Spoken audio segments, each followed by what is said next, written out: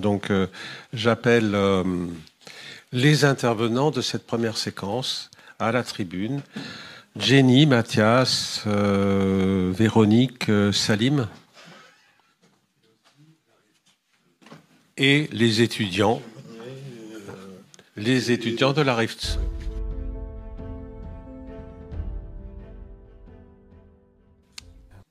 Petite présentation de pourquoi le thème de notre titre, des scouts et des blousons noirs.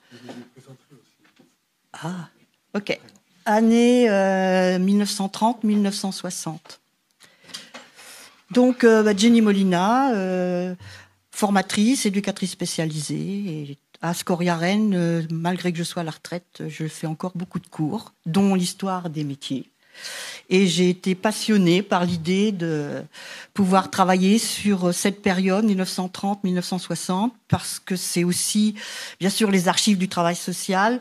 Mais bon, je vais oser dire tout de suite que j'ai un grand-père qui a été instituteur, surveillant pénitentiaire à la colonie de Belle-Île-en-Mer.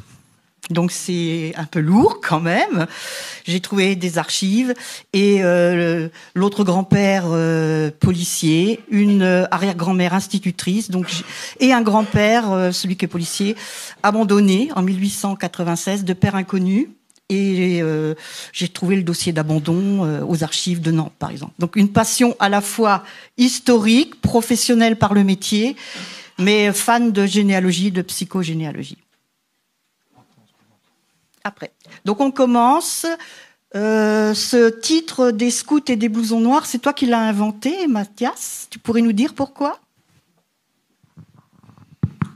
Oui, c'est parti des discussions sur les deux types de jeunesse. Ça revient en fait à une des fondatrices du CNES, Françoise Tétard, qui citait toujours volontiers des propos de Maurice Herzog, qui se voulait le ministre de toute la jeunesse et qui avait dit « Je suis le ministre aussi bien de la jeunesse qui va bien que de la jeunesse qui va mal ». Et donc on a choisi deux figures sur cette période qui sortent très fortement de stéréotypes, mais aussi deux figures bien existantes de cette période.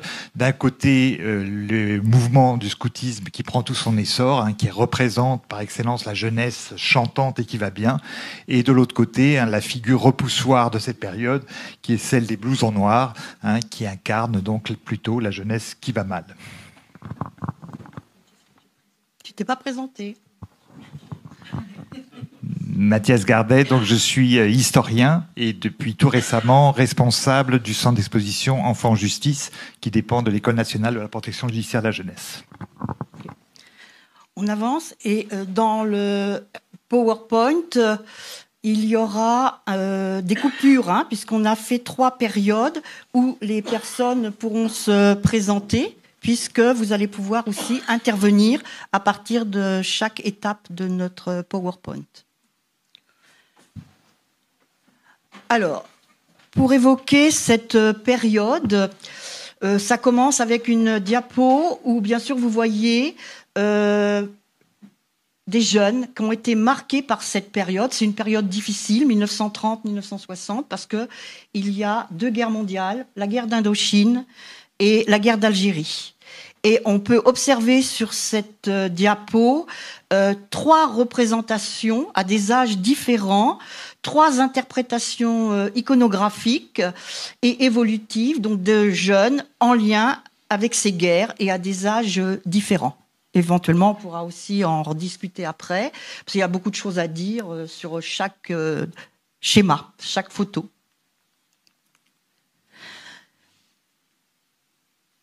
Alors, ah ben oui, il faut que ça soit là aussi.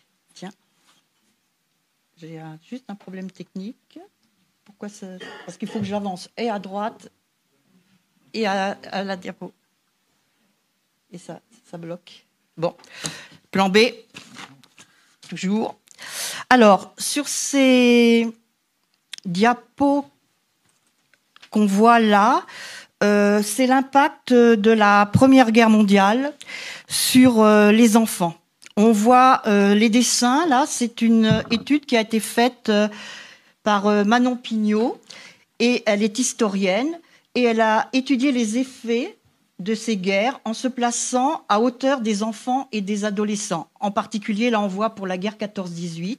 Son livre, ça s'appelle « La guerre des crayons », est basé sur des dessins effectués dans une école primaire parisienne et témoigne surtout de l'influence déjà de la propagande patriotique sur les imaginaires de la guerre.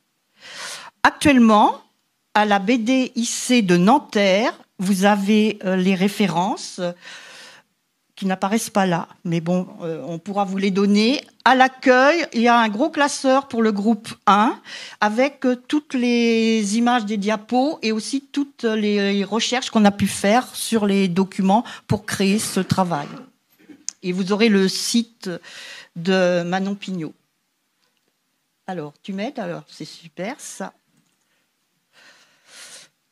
Pour assurer la relève, vous voyez ces schémas sur cette diapo. Il faut faire beaucoup d'enfants, remplacer les morts afin de préparer cette relève, justement. La France est obsédée par sa démographie. Comme le montre cette archive qui étudie les pourcentages naissances et décès selon les pays.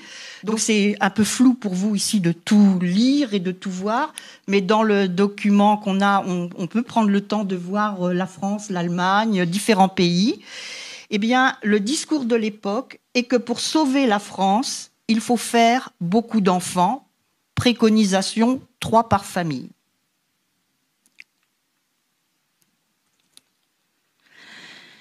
Dans ces 2 photos, issues d'un album de la Croix-Rouge française, on découvre les ravages de la guerre 14-18. Là, ça se situe dans le nord de la France. Des familles et des enfants sont photographiés dans les ruines de leur maison, ou de leur école.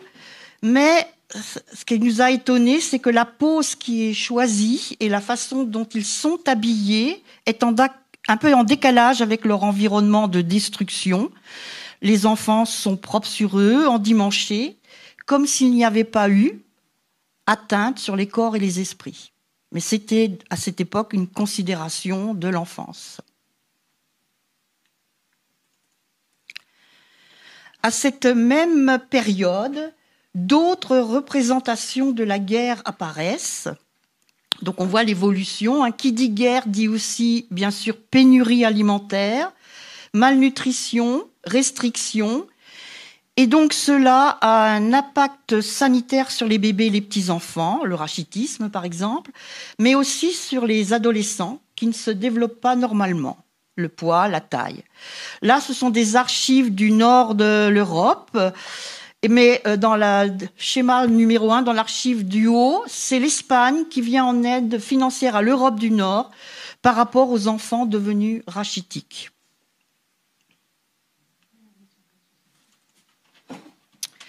Là aussi, c'est... Ah, j'ai sauté trop vite. Qu'est pas ça? Voilà. Ça avance. Non, tu avances, il faut reculer. C'est bon? Je suis bon, là? Logiquement. Oui. Lors d'une tournée européenne de l'UNESCO, après la Seconde Guerre mondiale, alors je ne sais pas si vous connaissez David Seymour, dit Chim, photoreporter connu, montre la vie ordinaire d'enfants vivant dans les ruines ou jouant avec des obus, ainsi qu'une gamine en grand stress. Ravages mentaux de la guerre, on a un contraste avec des scènes enfantines, jeux, rondes et les violences de la guerre. Et là, on sent qu'il y a une évolution dans la façon de penser les jeunes et la guerre, du statut d'orphelin de soldats morts au combat. On passe à une image de l'enfance victime, civile par excellence. On dit en anglais « War Handicapped Children ». On ne peut que penser, bien sûr, en ce moment, aux enfants, aux jeunes vivant en Ukraine, Russie, Palestine, Liban, Syrie, Israël. Quand on voit ce genre de dégâts, ça fait un peu des souvenirs et des rappels de l'actualité. Dans sa thèse, soutenue en 2023, Francielle Bécher étudie des dessins d'enfants qui, cette fois-ci, ne sont pas les miroirs d'une propagande, mais parlent de leur vécu pendant la Seconde Guerre mondiale, en particulier, ce qui leur a créé des traumatismes et des souvenirs individuels et familiaux. La thèse de Madame Bécher démontre que ces jeunes ne sont pas des victimes passives, mais bien des acteurs à part entière du conflit. Ils développent des stratégies de survie. Ils voient et vivent la guerre, la mort, et font preuve d'une grande capacité d'autonomie et de débrouillardise. Dans le dossier, nous, on a été obligés, pour des questions de temps, d'enlever des diapos avec d'autres dessins. Vous pourrez les voir aussi dans ce document.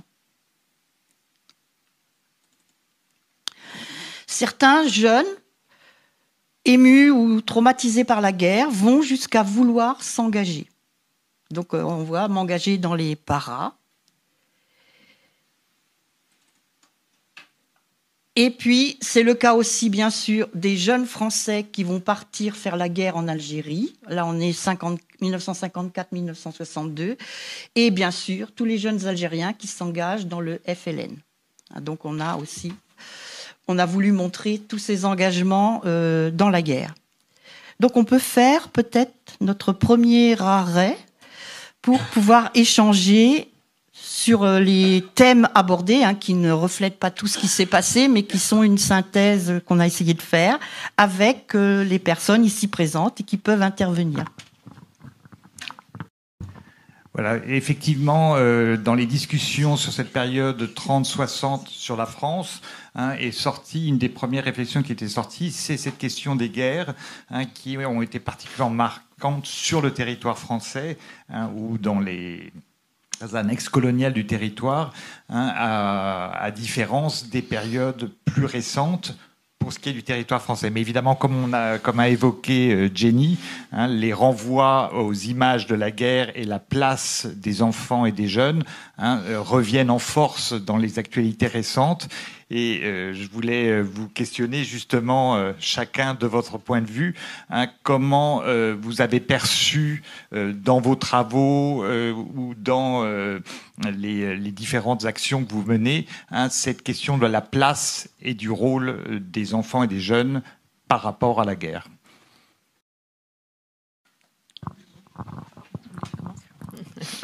Bonjour à tous, bonjour à toutes.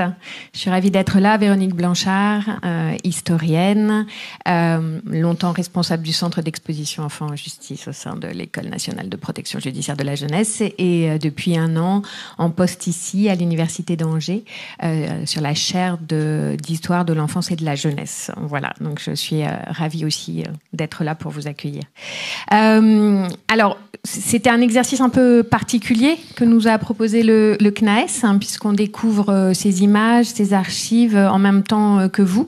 Et l'idée, c'est qu'on réagisse à chaud, chacun avec notre bagage, pour moi, universitaire et d'historienne, spécialiste de l'histoire de la justice des enfants.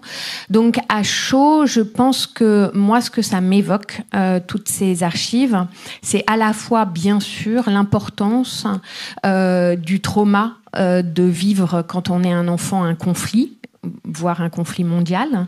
Et le peu de cas qu'on en a fait à certaines périodes. Et pour ça, les travaux de Manon Pignot sont extrêmement importants, puisque c'est une des premières historiennes à travailler l'idée de pouvoir percevoir à hauteur d'enfant ce que ça veut dire que de vivre un conflit mondial quand on a entre 5, 6 et 15, 16 ans. Voilà. Et à travers une archive qui est extraordinaire, qui est l'archive dessinée ou l'archive rédigée, parfois avec des rédactions. Mais à partir de cette archive-là, très spécifique, se remettre à hauteur d'enfant pour essayer de percevoir ce que ça fait à un enfant de vivre pendant un conflit mondial. Donc, déjà, ça c'est très une histoire, et donc c'est extrêmement important de l'avoir en tête. Après, je pense que ce qu'on peut souligner aussi quand on voit ces archives, c'est à quel point le fait que des enfants vont vivre ces conflits mondiaux et que des pays vont vivre ces conflits mondiaux vont changer les regards sur les enfants et l'enfance et la jeunesse. C'est-à-dire qu'on ne peut pas percevoir les enfants avant 1914 et dans les années 20 de la même manière, au vu de ce qu'on vous avait montré, tout simplement par exemple de la démographie. Quand vous saignez toute une société française, européenne, de tous ces hommes jeunes, vous modifiez d'une grande ampleur, avec une grande ampleur la démographie, et vous modifiez le regard que vous portez sur l'enfance et l'avenir. Et on peut dire très clairement que l'entre-deux-guerres est un moment où la perception de l'enfance et de la jeunesse va radicalement changer. Ce qui permet, entre autres, et je vais essayer de ne pas être trop longue, de modifier aussi le regard sur les institutions qui prennent en charge les enfants et la jeunesse. C'est-à-dire que l'entre-deux-guerres est un moment de forte critique vis-à-vis de la violence institutionnelle qui peut se passer dans certains lieux de l'assistance, de la protection ou de la rééducation et du redressement. Mon redressement serait plus juste et correction à ce moment-là.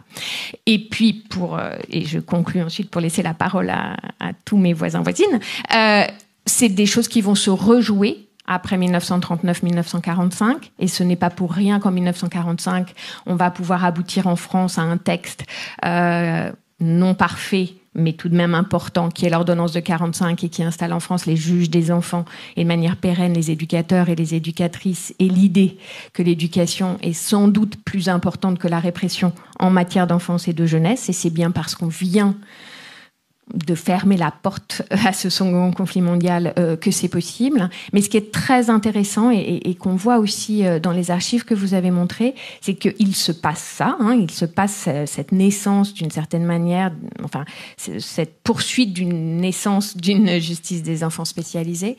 Et en même temps, quand on travaille sur les archives, on se rend compte que les juges des enfants, les assistantes sociales, les éducateurs et les éducatrices ont beaucoup de mal à prendre réellement en compte le trauma de ce que ça veut dire d'avoir eu 10 ans, 8 ans, 7 ans, 12 ans pendant 50 conflits mondiaux.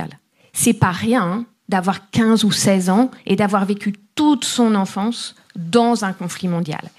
Et l'incroyable des archives, et en tout cas des archives judiciaires, c'est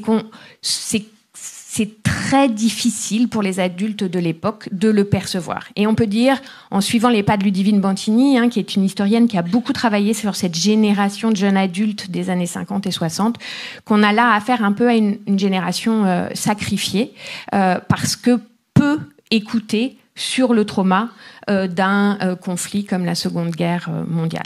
Je vais m'arrêter là, je crois. Donc Fabrice Monnier, directeur des formations initiales du travail social à la RIFT, donc l'Institut de formation et travailleurs sociaux juste à côté là.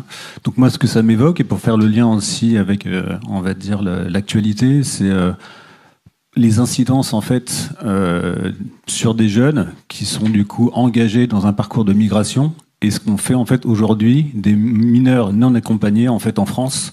Et en fait c'est ça que ça m'évoque, quoi.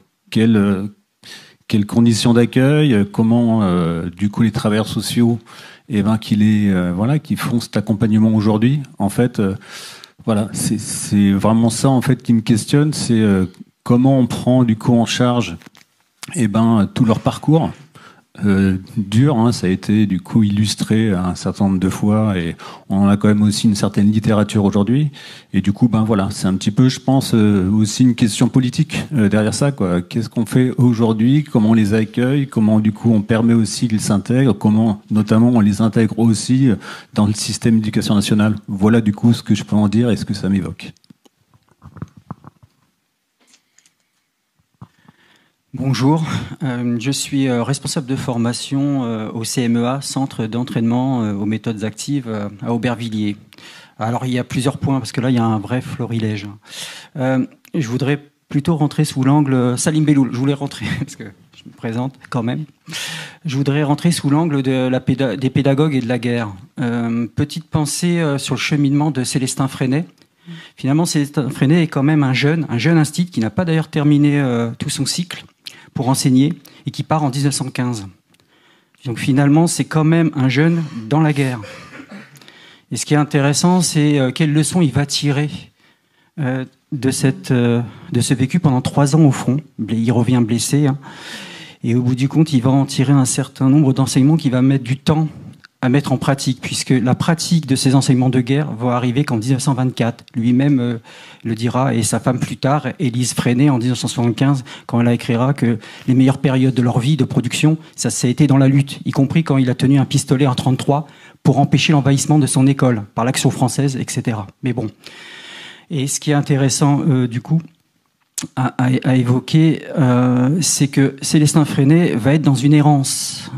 À partir de 18-19, il est en arrêt maladie, si on peut dire. Il ne peut pas tenir son poste. Les différents rapports d'inspection relèvent l'incapacité de se tenir devant des enfants.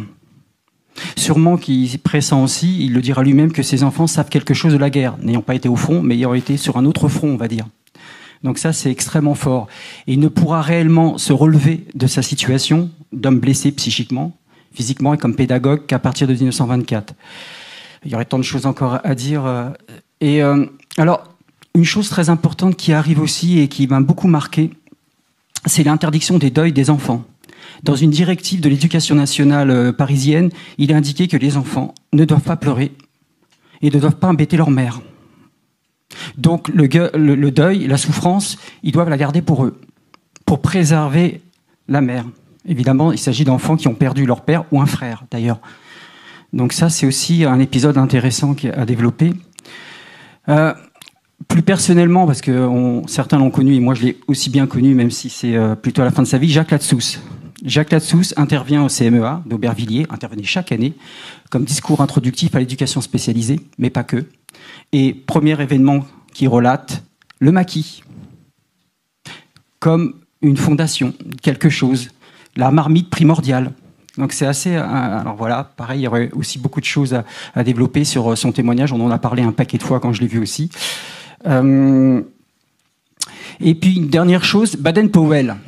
Baden-Powell se servait des enfants pour passer les lignes, c'est intéressant, des auxiliaires militaires en quelque sorte, formés à la va-vite pour débloquer des situations. La jeunesse pourrait débloquer quelque chose, et pourtant fragile. Donc passer des lignes, et pour un parallèle avec les blousons noirs et après mai 68, c'est vrai qu'ils ont tendance à passer les lignes et parfois même à franchir des bornes insupportables. Merci.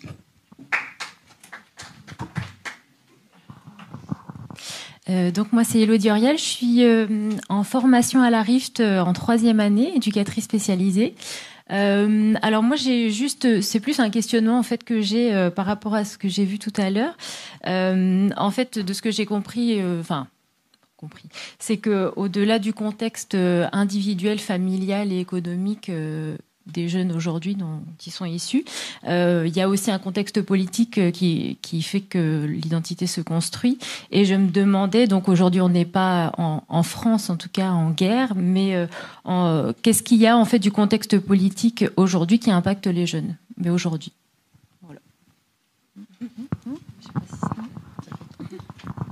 Je ne pourrais pas répondre à la question. Je voulais juste rajouter un dernier élément qui n'a pas été évoqué sur la question des guerres et l'enfance. C'est qu'aussi ces moments de guerre ont pu dissoudre des moments de tensions et de problèmes évoqués sur certaines jeunesses. Et je pense notamment aux Apaches, qui étaient les premières bandes de jeunes qu'on a évoquées beaucoup au début du siècle, et surtout à la veille de la Première Guerre mondiale, et qui, se retrouvant engagés, jeunes engagés pendant la Première Guerre mondiale, tout d'un coup, ont fait disparaître, la guerre a fait disparaître le problème qui paraissait le problème numéro 1. Et je dirais, c'est la même chose qui s'est jouée pour les blousons noirs dans les années 60. Un grand nombre d'entre eux se sont retrouvés appelés aussi pour partir en Algérie. Et comme par hasard, la fin de la guerre d'Algérie a aussi correspondu à la fin d'une médiatisation de ce problème des blousons noirs. On va peut-être passer à la...